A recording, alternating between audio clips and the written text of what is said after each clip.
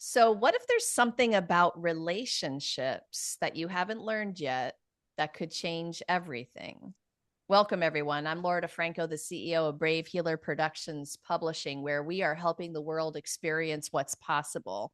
And I am here today with one of the amazing authors of one of our newest books, Eileen Dillon. Welcome to this amazing show. We're going to talk about brave families, and I'm stalling a half a second because I want to show it to you. There we go. Brave Families, the ultimate guide to long lasting, loving relationships. And Eileen is part of this amazing author cast. I'll give a quick shout out to Davide De Angelis for this gorgeous cover art. And of Beautiful. course, our lead author, Jean Voice Dart. Jean, we wouldn't be here without you. You had a massive vision and mission for Brave Families, and I'm so, so grateful to you for bringing this stellar cast of experts together. You guys, Eileen is one of them. Eileen Dillon is a world human consciousness trainer, showing people how to partner with emotions to create their best lives. Welcome, Eileen. What's happening? Thank you. Thank you. I keep experimenting with new titles. I'm I trying like to it. wake the world up. So, I like it. World Human Consciousness Trainer. That was new. I see that that's new in your bio. I love it. Uh, uh so why don't we start by you giving us a little bit of the why behind the chapter you wrote for this book? well, over 50 years ago, I had the worst experience of my life, which turned out to be the best experience of my life. My young husband, father of my 10-month-old child, walked out and said, I'm not ready to be a father, even though he'd been part of the process. And consciously and it took me a few days of being angry before I realized, oh my gosh, I got to parent this kid. I was going to do it with somebody else. I have to think about how I'm going to parent this child. And I ended up coming up with something at the time I called conscious parenting, which I've taught around the world now. That's the good part. And I've turned my entire family around. And I discovered so many incredible things as I parented my children, treating them as complete souls who come to this world, and it's my job as parent to help them set up their lives and do the exploration and the growth that they need to do. And I discovered many things. And the chapter I wrote for this book is about something that I think is absolutely incredible that I discovered in parenting my two children on my own. Um, and it has to do with how we teach each other, how parents and children teach each other. Oh my gosh, this is one of my favorite topics ever. And you're such an amazing writer, and your stories are so powerful and profound. And I thank you for that. I thank you for always taking up my challenge to put that vulnerable story in your books. But the master teachings that you are laying down for us are other level. And Thank you. I want to talk more about that. Like I've always thought of my kids as my teachers, and that always hasn't always been a popular opinion with other adults or people in my life. And so I see them, and I pay attention, and I try to understand what that lesson is for me in the moment that I'm having with them. What else do you want to tell us about that? Well, what I find when I talk to people and I say, oh, our children teach us, they are teachers and learners just as we are teachers and learners. Most people laugh like they recognize it. But what I discovered in my own life and what I write about in this chapter is that we don't know the half of the intensity and the breadth of the teaching. In this chapter, I actually share two stories, one with my daughter, one with my son. Neither of them over the age of 3. who taught me profound lessons and who had a level of understanding. Like my son, 35 years after I was three, actually 38 years after I was three, when he was three, told me flat out that the situation we'd gone through together was because when my parents were really mad at me when I was little. And he literally acted the whole thing out when my parents were visiting. That's so profound. And how the heck did he know what happened in my life? I'd never talked to him about it 35 years earlier. How did he know? And he put himself in my position, and my parents were there, and my father was poking at me, going, he's just a chip off the old block, meaning me, you know?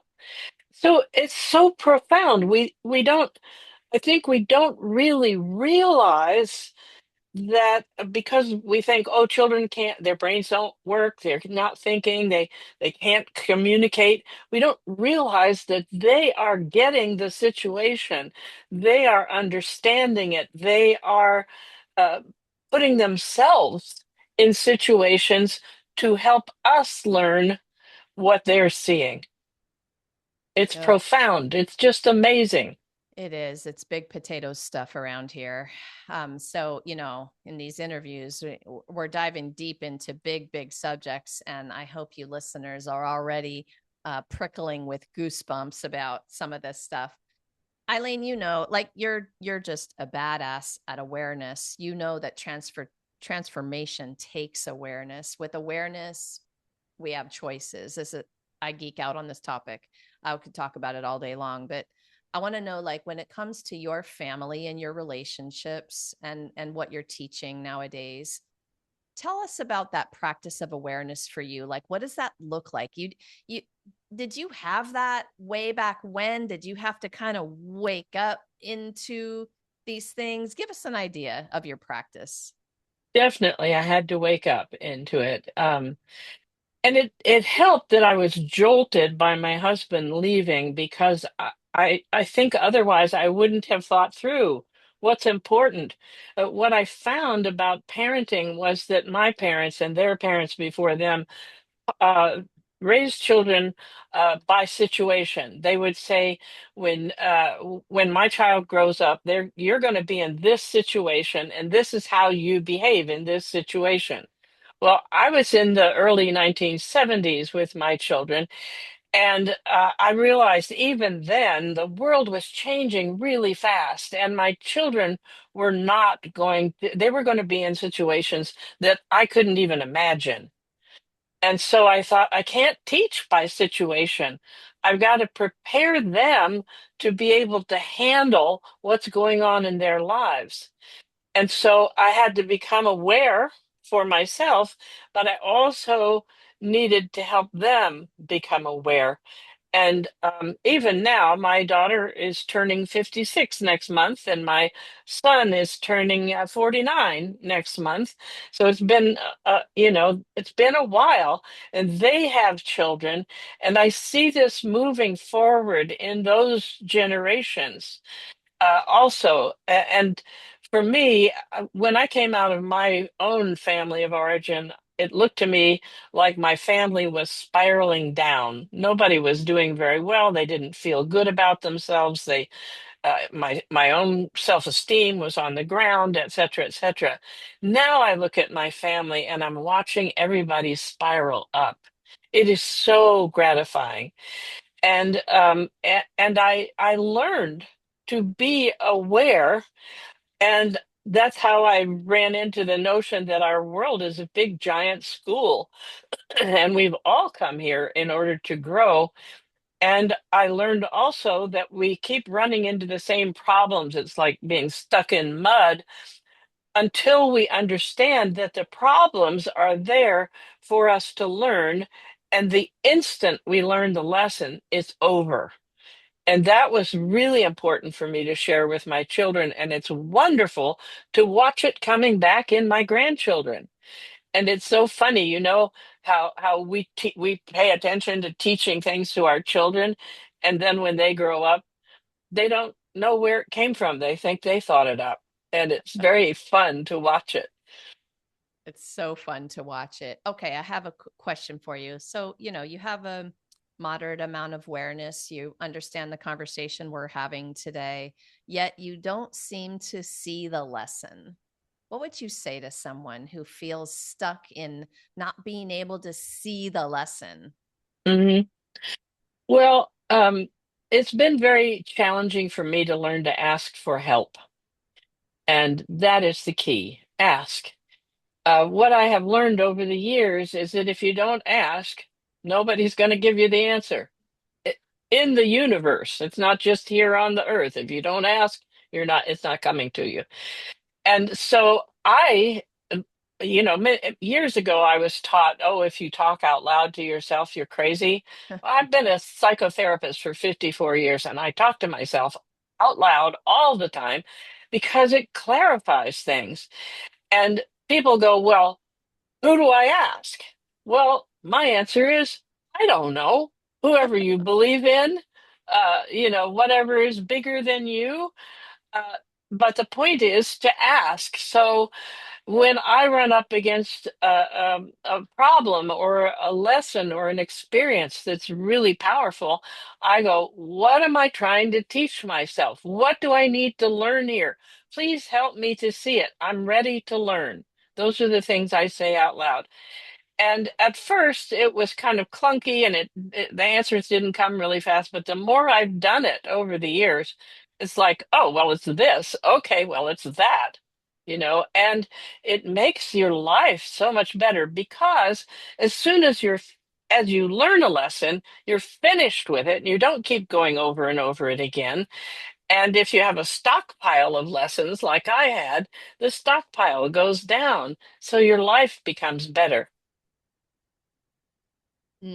Do you get that as an idea in your head when the answers do come? Are you somebody who's got that claircognizance? Yeah, tell us about that process. I think it's different for different people depending on what our talents are and what we pay attention to and what we've learned, et cetera, et cetera. Uh, for me, I just keep like often I will pose a question to myself before I go to sleep at night, and I get up in the morning and I have a thought, and that's the answer. And Okay. again, I don't know where it comes from, but I pose it to myself. So sometimes it's oh, that's what it is. Sometimes it's, let me look over here. Sometimes it's, oh, this is going on way too long. And sometimes it's, okay, I'm tired of messing with this. Somebody help me right now. I mean, it just kind of depends. I love that you're giving us these examples. Thank you. Because, so first of all, the out loud question asking, you guys do it.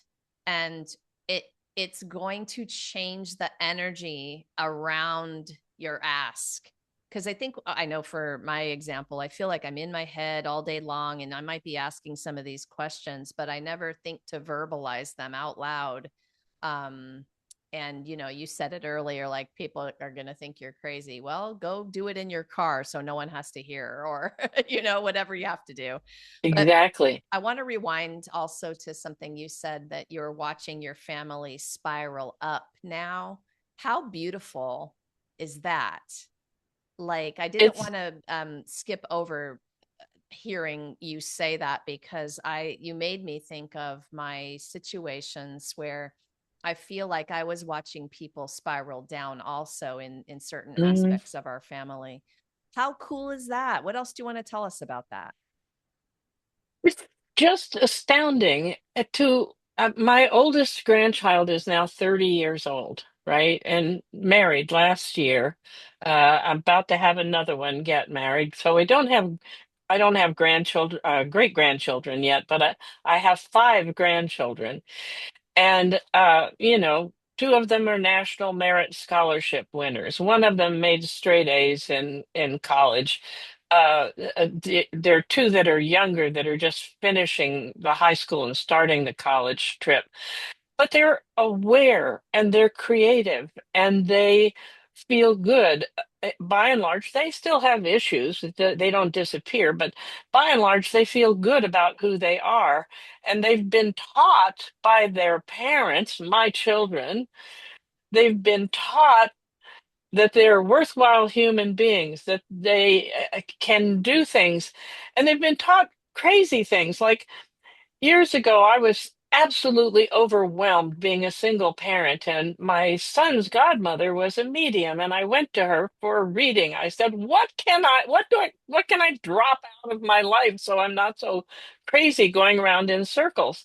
And she said to me, so many trips to the grocery store.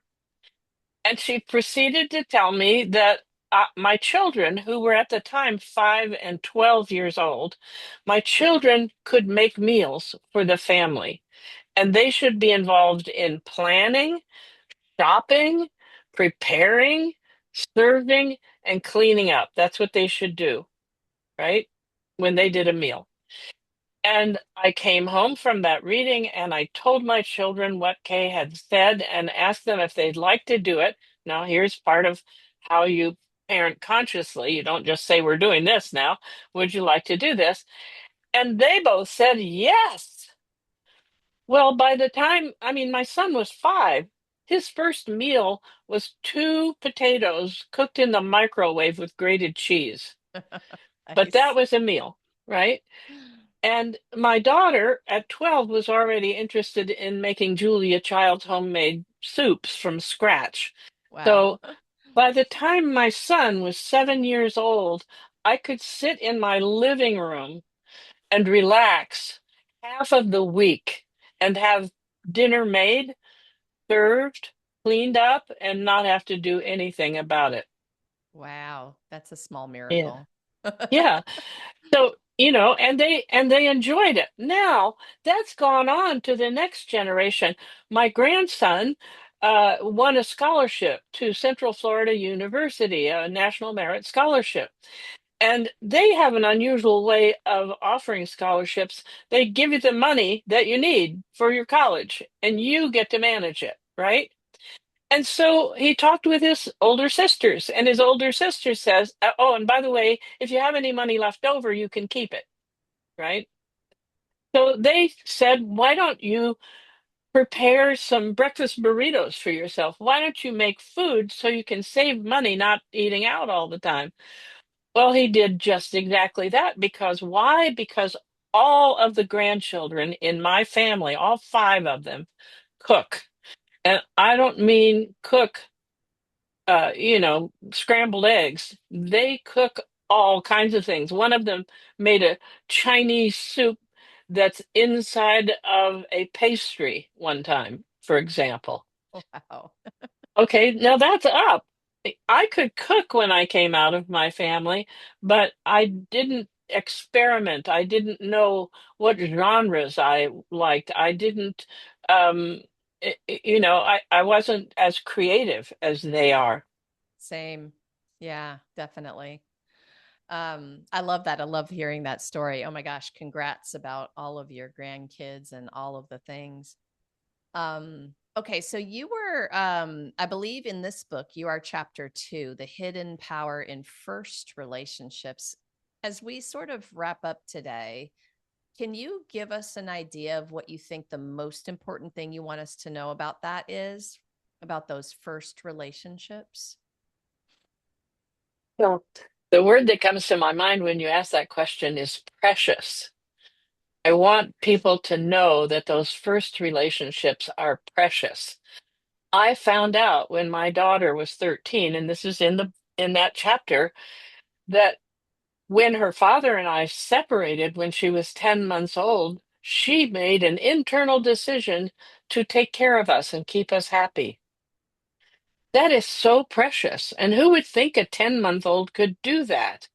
But I found it's through something we had to work through later, I discovered that that was so. And we were able to get her off the hook because she was setting her life aside to help me with mine. And so we were able to get her off the hook. And it's so precious. And we have, I mean, it's like for goodness sake, it's not just a matter of getting the kids with their galoshes on to the school, you know. It's a matter that we have the incredible honor of hosting another soul in our lives and helping that soul to create the foundation for what their life is going to be like. And that is incredibly precious. And the other precious part is when we do that, we ourselves learn and grow. And so, even problems that we may have brought from our childhoods, and everybody has them, otherwise, we wouldn't be able to learn. The problems we brought from our childhoods, we also get to resolve. So we do better too. Yes, what a wonderful I think to ask everyone all the time, if you feel a little stuck, what else is possible? This is part of what else is possible. Oh my gosh, Eileen, thank you so much for what you do in the world and for being here today to share it with everyone. It's been absolutely my pleasure. I love talking about this stuff. It's so amazing. It And is.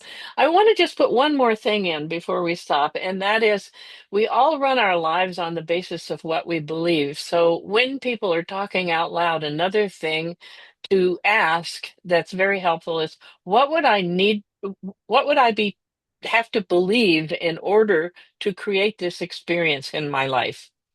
And once you understand our beliefs hide in our subconscious mind, but when we have experiences, they are being exposed.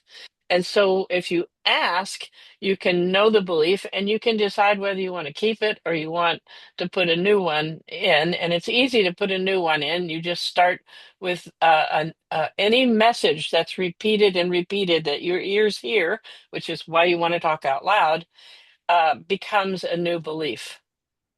Oh, I love this so much. This particular piece is one of my favorite topics ever. So ask yourself, what do I need to believe to create this thing that I want to Mhm. create in my life? Yeah. Ooh, I Well, hope you guys. also, But what what am I believing now that caused me to create this? And then what do I want to become? What do I want to believe? yes, I hope you guys rewind and listen to that about 10 more times. That this last little piece, this is going to be a life changer for you. Um, all right, you guys. So I know that you are probably getting rippled with the goosebumps like me. Maybe you've got a question. Maybe you just want to carry on the conversation. This is way more than a book, Brave Families. This is a generous community of amazing people and experts like Eileen. So if something she said or we talked about today is, maybe you've got a question, just come on down to the show notes because she's there with her links and she's there and she can answer those questions and carry on those conversations. I'm so proud of this Brave Healer community, and we're there for you to do that. We also would love if you hop over and grab your copy of the book today. I've got the link below for that. And lastly, today, everyone, remember your words change the world when you're brave enough to share them. So it is time to be brave. See you next time, Thank you, everyone. Laura. You're welcome, Eileen.